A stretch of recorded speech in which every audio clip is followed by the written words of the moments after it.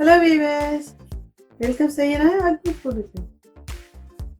Chilli potato ரொம்பவே வந்து டேஸ்டியாக இருக்குங்க. இது பசங்க ரொம்ப விரும்பி சாப்பிடுவாங்க. இதில் நம்ம போட்ட கொடை மிளகா, சில்லி சோஸ், சோயா சோஸ் எல்லாமே சேர்ந்து ரொம்பவே வந்து ஒரு எம்மியான டிஷ்ஷுங்க. வாங்கி போய் எப்படி செய்யலாம்னு போய் பார்க்கலாம்.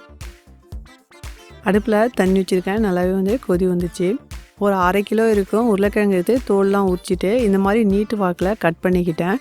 ரொம்ப மெலிசும் இல்லை, ரொம்ப மொத்தமும் இல்லை, சிப் ஷேப்பில் வந்து கட் பண்ணிக்கணும். கொஞ்சம் தேவையான அளவு இதுக்கு உப்பு போட்டுக்கலாம். நம்ம வந்து இது 80% வேகிற வரைக்கும் வேக வைக்கணும்.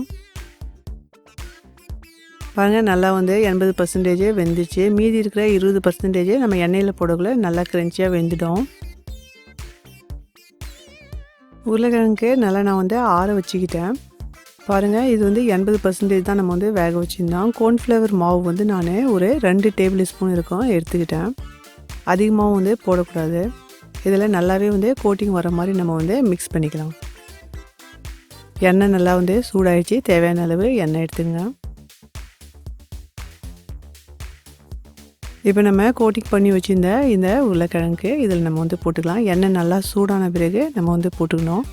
2 பக்கமும் வந்து கோல்டன் ப்ரௌன் வர வரைக்கும் நல்லா இதுக்கு வந்து நம்ம வறுத்து எடுத்துக்கணும். பாருங்கள், இந்த மாதிரி வந்து வறுத்து எடுக்கக்குள்ள மேலே நல்லாவே கோல்டன் ப்ரௌனாக இருக்கும். உள்ளே உங்களுக்கு நல்லா சாஃப்டாகவும் இருக்கும். அடுப்பில் பேன் வச்சுருக்கேன். ஒரு 2 டேபிள் ஸ்பூன் குக்கிங் ஆயில் போட்டுக்கிட்டேன். நல்லாவே சூடாயிடுச்சு. 2 டீஸ்பூன் பூண்டு விழுது. இதனுடைய பச்சை வாசனை போகிற வரைக்கும் நல்லாவே வந்து வதக்கலாம். நான் வந்து சிம்லா மிர்ச்சி வந்து ஸ்கொயர் ஷேப்பில் வந்து கட் பண்ணிக்கிட்டேன். ஒரு சிம்லா மிர்ச்சி இருக்கும். அதே மாதிரி ஒரு பெரிய வெங்காயத்துக்கு எடுத்து அதுவும் ஸ்கொயர் ஷேப்பில் வந்து கட் பண்ணிக்கிட்டேன். இதுக்கு வந்து நம்ம ஹை ஃப்ளேம்லேயே வச்சு ஒரு 2 நிமிஷத்துக்கு வதக்கலாம். 1/2 டீஸ்பூன் மிளகாத்தூள். பச்சை மிளகாய் வந்து காற்றுக்கு ஏற்ப போட்டுங்க. நான் ஒரு பச்சை மிளகாவுக்கு ரொம்பவே மெலிசாக கட் பண்ணிக்கிட்டேன். கொஞ்சமாக வந்து உப்பு போட்டுக்கலாம். இது வந்து நம்ம நல்லாவே வந்து வதக்கி விட்டுக்கலாம். 1 table spoon tomato ketchup, 2 teaspoon soya sauce, 1 teaspoon chilli sauce. இதில் வந்து 1 டீஸ்பூன் ஒயிட் வினிகர் போட்டுங்க. ரொம்பவே வந்து நல்லா டேஸ்டியாக இருக்கும். 2 டீஸ்பூன் கார்ன்ஃப்ளவர் மாவு. இது கொஞ்சம் நல்லா தண்ணியாகவே வந்து கரைச்சிக்கலாம். நம்ம இது வந்து 2 நிமிஷத்துக்கு மீடியம் ஃப்ளேமில் இதுக்கு வேக விடலாம். இந்த மாதிரி போடக்குள்ள நல்லாவே இருக்கும். கொஞ்சமாக வந்து நம்ம ஸ்ப்ரிங் அனியன் போட்டுக்கலாம். இருந்தால் போடுங்க, இல்லைன்னா பரவாயில்ல.